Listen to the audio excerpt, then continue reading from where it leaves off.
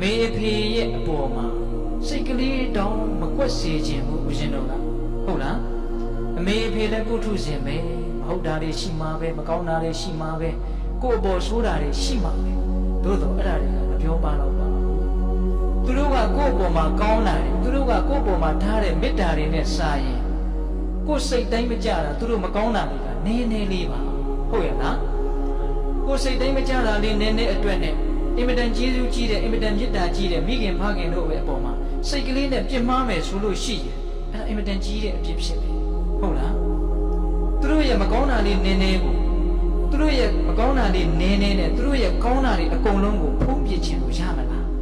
မရပါဘူးဗျမရပါဘူးဟုတ်လားဒါကြောင့်တည်ငါကိုယ်စိတ်တိုင်းမကြမှုကလေးကိုယ်အလိုဆန္ဒလေးနည်းနည်းလေးမပြည့်တာလေအမေဖေရဲ့အပေါ်မှာစိတ်မကွက်လိုက်တာလေကိုယ့်အပေါ်မှာကောင်းခဲ့တာလေအနန္တရှိခဲ့တဲ့မေတ္တာတွေအနန္တအကြီးကြီးမရှိဘူးလားရှိတယ်ဘယ်သူနဲ့မှမတူတဲ့မေတ္တာနဲ့ချစ်ခဲ့တာဟုတ်ရဲ့လားအဲ့ဒါတွေကိုပြန်စဉ်းစားပြီးတော့အကယ်၍မဲ့အမေရဲ့အဖေရဲ့ပုံမှာစိတ်တိုင်းမကြတာရှိခဲ့ရင်ဩသူတို့လည်းပုထုဇဉ်ပဲလောဘဒေါသတွေပယ်သေးတာမှမဟုတ်ပဲမှားတာတွေရှိမှာပေါ့အဲ့ဒါတွေကိုနားလည်ခွင့်လွတ်ပြီးတော့ကောင်းခဲ့တာတွေကြီးခဲ့တဲ့မေတ္တာတွေများခဲ့တဲ့ကျေးဇူးတွေကိုစဉ်းစားပြီးတော့အမေဖေရဲ့အပေါ်မှာပြုစုလှုပ်ကြွေးတဲ့စိတ်ပြုစုလှုပ်ကြွေးတဲ့အမူအရာတွေရှိဖို့မလိုဘူးလားအကယ်၍ပစ္စည်းဥစ္စာမတတ်နိုင်ဘူးဆိုရင်လည်းပဲလူတိုင်းတတ်နိုင်တာရှိပါလေ